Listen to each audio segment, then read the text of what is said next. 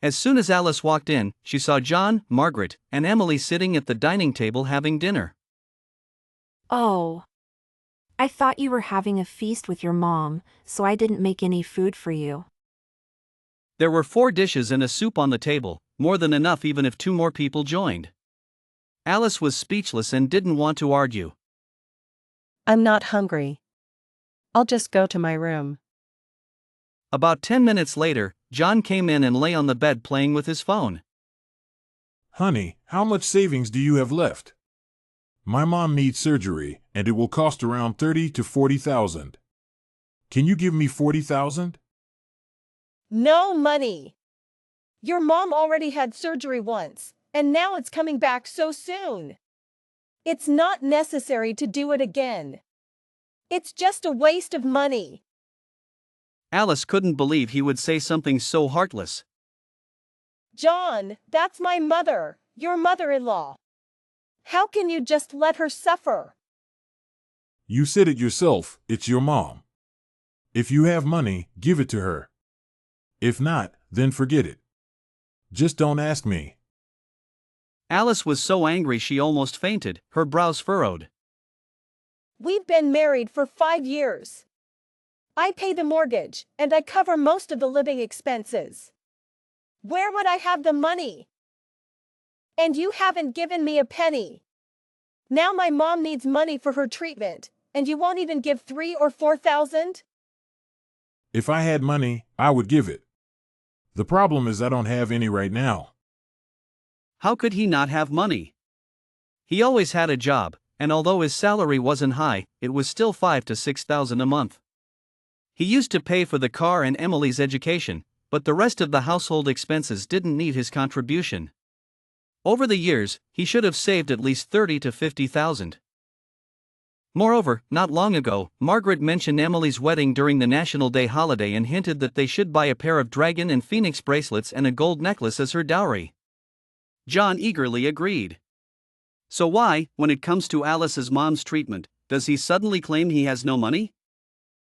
It's Alice's fault for being too kind and soft-hearted before, thinking that as long as they were united as a couple, it didn't matter who held the money. She never asked him to hand over his salary card, never asked him for money, and never thought to save a little for herself. John didn't want to continue discussing the issue with Alice and got up to leave. Alice blocked his way. If you don't have money, then borrow it. Otherwise, I'll sell the house to pay for my mom's treatment. As soon as Alice finished speaking, before John could respond, the door was pushed open from the outside. Margaret appeared with a stern face. Alice, what did you just say? Sell the house. You are now a daughter-in-law of the John family. You should prioritize the John family in everything. You've been married for several years, and you're still thinking about your own family every day. What does that look like? Alice's mood worsened instantly. She didn't know how long Margaret had been eavesdropping outside. She must have done this more than once. The house down payment was paid by my parents, and I've been paying the mortgage. My mother urgently needs money for treatment, and John is refusing to help. Why can't I sell the house? Back then, it was agreed that both families would contribute to the down payment for the marital home.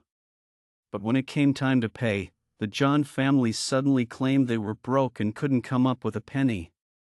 In the end, the entire down payment of $210,000 was provided by Alice's parents. Her parents, being kind-hearted, didn't want the issue of the house to affect her relationship with John and even thoughtfully included both their names on the deed. When Alice and John got married, the John family only gave a bride price of $11,000, and Alice's parents provided a dowry of $66,000. The day after the wedding, Margaret claimed they had no money to pay for the wedding banquet and asked John to get $30,000 from Alice to settle the bill. John said the house in his hometown was too old, and since he was the only son, he wanted to bring his parents and Emily to live with them after the wedding. Alice had no objections, his parents were her parents, and his sister was her sister. 4 years ago, Alice's father-in-law suddenly passed away from a stroke, and Margaret fell ill from grief. Alice took care of her day and night for a week.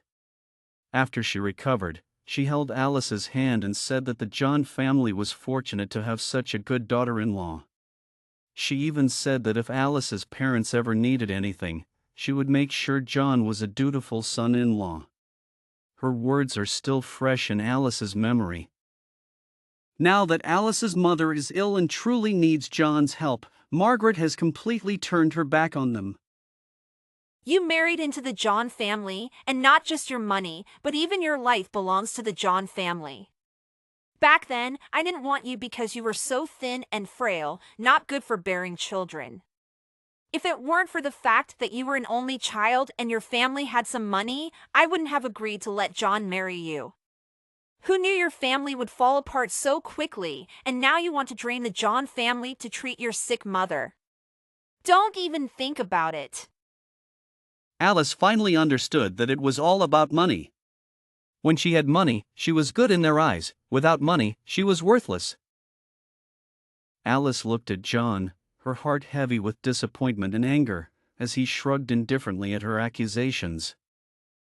How could you not have money? You always had a job. If I had money, I would give it. The problem is I don't have any right now. Alice couldn't believe it. Over the years, John should have saved a considerable amount.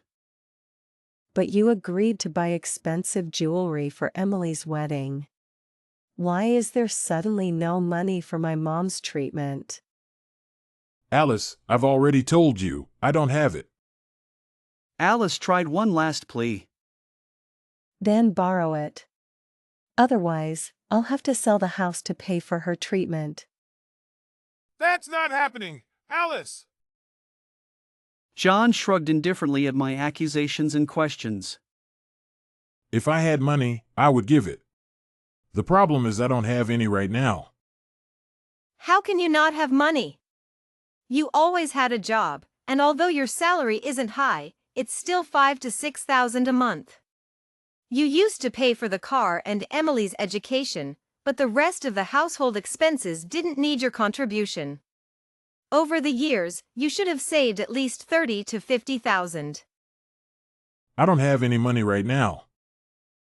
Not long ago, Margaret mentioned Emily's wedding during the National Day holiday and hinted that we should buy a pair of dragon and phoenix bracelets and a gold necklace as her dowry. John eagerly agreed. So why, when it comes to my mom's treatment, does he suddenly claim he has no money?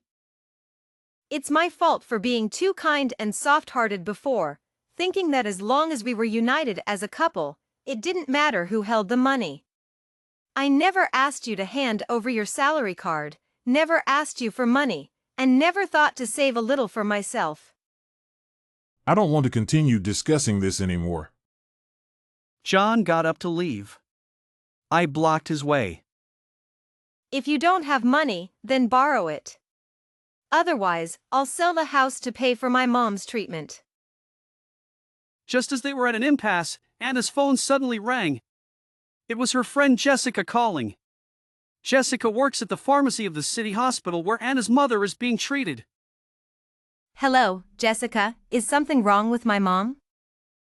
Anna, your mom suddenly has a high fever and is vomiting. You need to come quickly. Okay, I'm coming right now.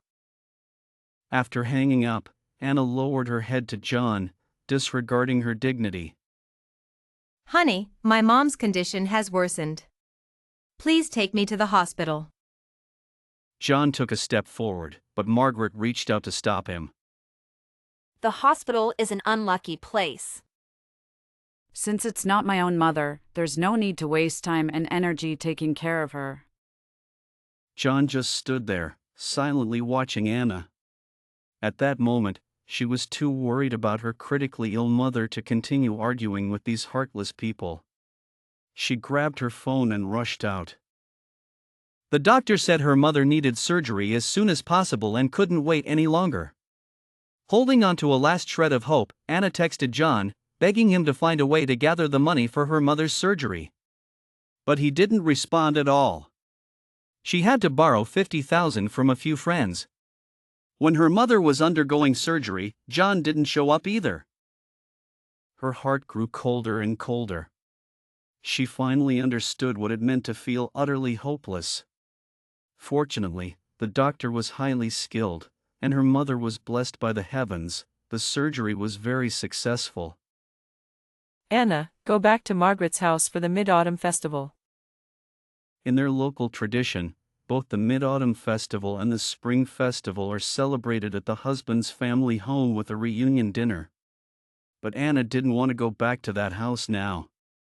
She couldn't leave her mother alone in the hospital and was utterly disappointed with John's family. Mom, I don't want to go back.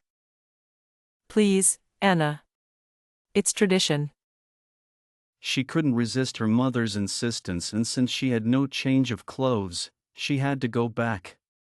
The streets were crowded, decorated with lanterns, and everyone had smiles on their faces, celebrating the festival. Only Anna felt a deep bitterness in her heart. When she reached the house, she found 2 large cardboard boxes and a suitcase at the door, which puzzled her. She tried to open the door but found that her fingerprint didn't work, and the key couldn't open it either. Looking closely, she realized the lock had been changed. She knocked on the door, but there was no response. A bad feeling crept into her heart. She opened the boxes and the suitcase. Sure enough, they were filled with her clothes and personal items, all messily stuffed inside. John, where are you? Why has the lock been changed? I've gone back to my hometown for the festival. And I want a divorce. If you want a divorce, fine, but why do you think you can take over my house and throw my things out? Do you think I'm an easy target just because I'm a woman, or do you believe society will let you do whatever you want?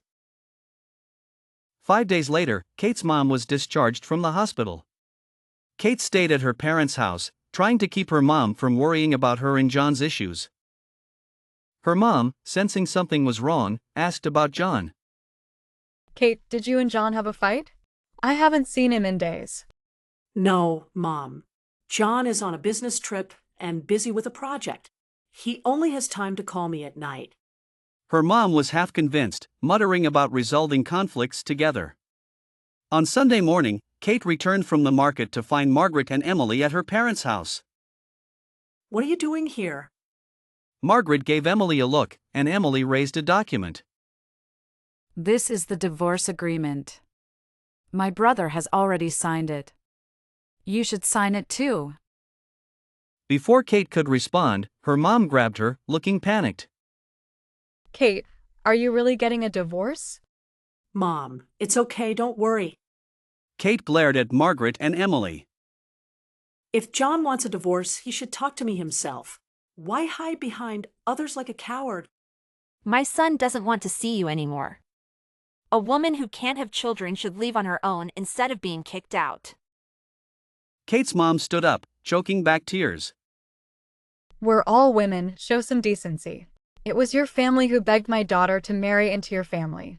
My daughter has suffered so much, and now you're here to humiliate her. Do you have any conscience? It's because your daughter is useless and can't continue our family line. Plus, with you being a burden, my son would be a fool not to divorce. You shameless. Seeing her mom about to faint from anger, Kate quickly supported her. Mom, calm down, don't argue with them. Get out now. If anything happens to my mom, I'll make your whole family pay. Emily threw down the divorce agreement and left with Margaret reluctantly. As Emily stepped out the door, she turned back. You'd better sign it soon. My brother is waiting to marry his new wife. With Anna's comforting and persuasion, Sarah's health gradually recovered. Anna felt relieved and ready to deal with John and his family. John, you can have the house. But you promised to take me to Yunnan for our honeymoon. We should fulfill that promise before discussing the divorce. All right, let's go to Yunnan then. Anna hired a caregiver for her mom and set off to Yunnan with John. John assumed Anna wanted to use the honeymoon to win him back. So, you still want to be with me? Let's just enjoy this trip and make some good memories. Without Margaret and Emily causing trouble, Anna and John avoided discussing unpleasant matters and enjoyed their time together. Happy times flew by, and soon the trip ended. They returned home, and Anna made one last plea. John, I love you and want to stay with you. Can you think about it for a few days before making a decision? All right, I'll think about it. Around 9 in the evening, John sent me a message, asking when we could go through the divorce procedures. As soon as he got home, he asked me this question, clearly influenced by Margaret and Emily. I deliberately left him hanging and only replied the next afternoon. Of course, I didn't agree to the divorce but instead begged him for another chance. He insisted on the divorce, but I dragged it out, refusing to cooperate. After 10 days, I arranged to meet John. He thought I was finally willing to sign the divorce papers, but when he saw the pregnancy test results I handed him, he was stunned. Shocked, didn't we take precautions? Serious, did you forget those 2 times when you were too excited and didn't use protection? With tears in her eyes, you're going to be a father. Aren't you happy? Insincere, happy. I could tell John was insincere, but it didn't matter as long as he believed I was pregnant and wouldn't divorce me. That day, I went home with John. Margaret and Emily were shocked to see me. Serious, Mom, Anna is pregnant with my child. This statement was like a bombshell, leaving Margaret and Emily speechless. Angry, this is your plan. Serious, am I really pregnant? Yawning, I'm heading to the room to rest. Around 6, John called me for dinner. Margaret and Emily still had cold expressions. I ignored them and took a sip of fish soup, but suddenly felt nauseous and rushed to the bathroom. When I came out, I saw Margaret standing at the bathroom door, looking suspicious. Since I came back with a pregnant belly, the atmosphere at home had become very strange. Emily was still sarcastic towards me, while Margaret was both excited and disdainful. John pretended to care for me but barely spoke to me. The 3 of them always whispered in corners, falling silent whenever I appeared. I eavesdropped a few times and heard them discussing how Emily encouraged John to leave me and pursue her wealthy friends. Margaret believed that if I had a son, they shouldn't divorce me, but if I had a daughter or lost the baby like before, they should kick me out. I couldn't understand why Margaret and Emily harbored such malice towards me, or if they were just inherently mean. Emily didn't want to see me every day and moved in with her boyfriend. With her gone, and John at work during the day, Margaret made simple meals like pickles and porridge for lunch. Whenever I ordered takeout or bought fruit, she would mock me for eating too much and wasting her son's money. Even when I made red date and longan tea, she scolded me until I said it was for John to improve his sleep, then she stopped.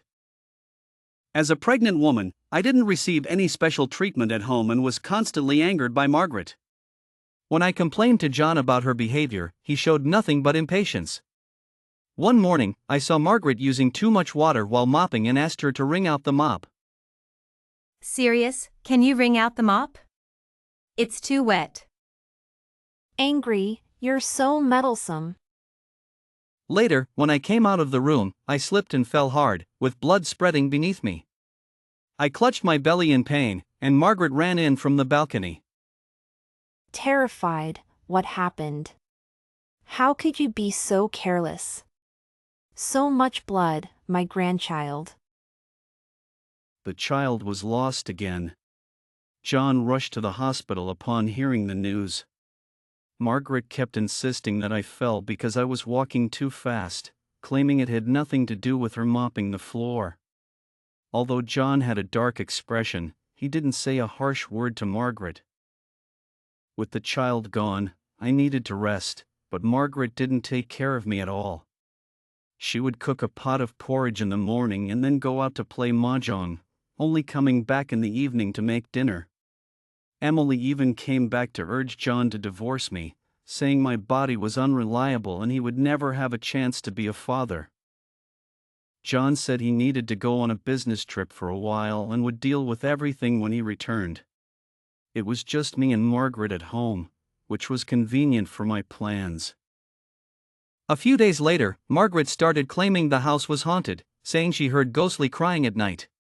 She saw shadows passing by the window and heard knocking, with a child crying and calling for Grandma to open the door. Margaret asked if I noticed anything unusual at night. I was weak and slept deeply, hearing nothing. Margaret wanted Emily to come back and sleep with her. But Emily was busy taking wedding photos in Sonia with her boyfriend and dismissed her concerns, telling her not to overthink. One night, Margaret got up to use the bathroom. When she came out, she saw a large pool of blood on the floor and screamed, fainting from fright. When she woke up, she rushed to the master bedroom, frantically knocking on the door to wake me up. As soon as I opened the door, she grabbed my arm, trembling and shouting, Blood! There's blood on the floor! Blood! There's nothing on the floor. Serious, if there's blood, there's blood. What are you afraid of? Or are you feeling guilty? Are you afraid my lost child has turned into a ghost seeking revenge? As soon as I said those eerie words, Margaret's eyes widened. She shuddered, muttering for the ghost not to come after her, then rushed into her room, slamming the door shut. Sometimes people are more terrifying and hateful than ghosts. A week later, John returned. Seeing Margaret's nervous and haggard state, he blamed me for not taking care of her. I'm supposed to be resting. Shouldn't your mom be taking care of me? How did it get reversed? She said she wasn't feeling well. I wanted to take her to the doctor, but she refused, always asking me to catch ghosts. Where am I supposed to catch one?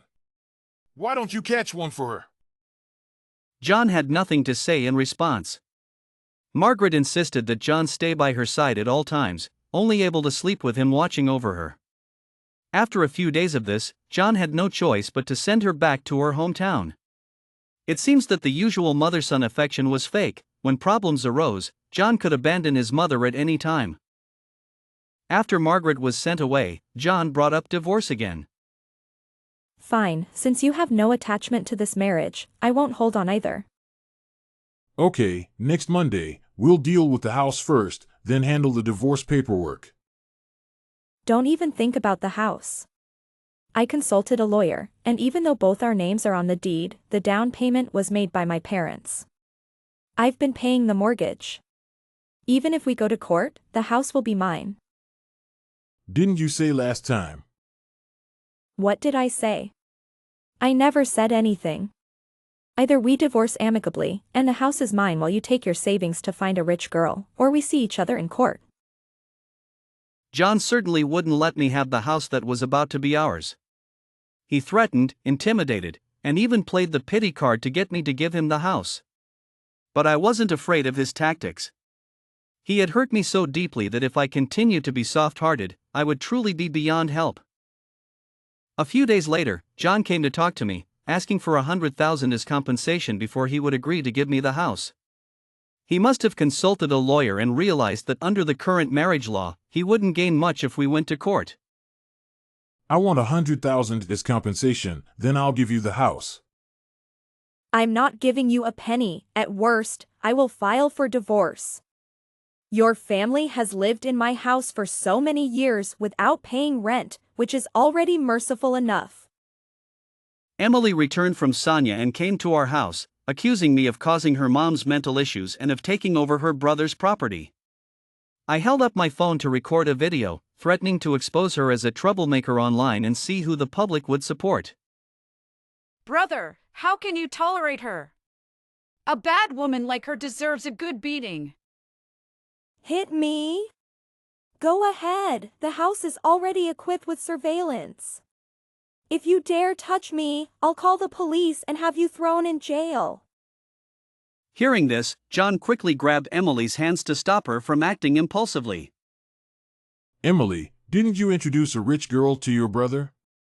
If he marries her, your whole family will enjoy a good life. You should persuade your brother to divorce me quickly and win over the rich girl. Otherwise, if you push me too far, I'll ruin your plans, and your dreams will be shattered. How dare you? You can try and see if I dare. People tend to bully the weak and fear the strong. Plus, John and his sister had other plans.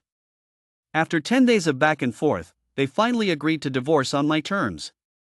Once the divorce was finalized, I gave John 2 days to pack his things and leave my house. After getting rid of the bad people, even the air felt fresher. Time flew by, and 2 months later, Emily's wedding was held at a high-end hotel. I wasn't invited, but as the ex-sister-in-law, I had to make an appearance. At the wedding venue, I saw the bride and groom singing a love song on stage. They were a handsome couple, truly a perfect match. From a distance, I also saw my former mother-in-law, who looked emaciated and dazed. John had a young woman by his side, and they were very close. It seemed he had quite the charm, managing to win over a rich girl so quickly. I didn't disturb their celebration and quietly handed a big red envelope to Patricia before leaving. Inside the envelope were documents confirming Emily's previous pregnancy and termination. Emily had secretly gotten pregnant with her first boyfriend, Chris, and had an abortion without anyone knowing. I discovered this when I was cleaning the room Emily had stayed in. It was truly a stroke of luck for me. Emily had caused me to lose my child, repeatedly sowed discord between John and me, and even encouraged him to pursue other women before we were divorced. Given all this, it was only fitting that I gave her a gift in return. As for John, I wouldn't treat him any differently. I had a gift prepared for him as well, to be delivered when he remarried. I just wondered if he, with his issues, could actually marry a rich girl. During our honeymoon, I had been secretly giving John a concoction of longan and red date tea mixed with contraceptives and other substances that could harm male function. After nearly 2 months of this, his ability in that area would be significantly affected. His chances of becoming a father were slim to none. The pregnancy was fake, part of my carefully planned revenge. The miscarriage was also fake, the blood was bought plasma, and the hospital scene was staged with Jessica's help. After returning home from the hospital, I added hallucinogens to Margaret's water and played recordings of a child crying at night. The blood she saw was also the plasma I had prepared. Everything had gone smoothly so far, and those who had hurt me were paying the price. From now on, I would stay away from toxic people and situations, and I believed life would only get better.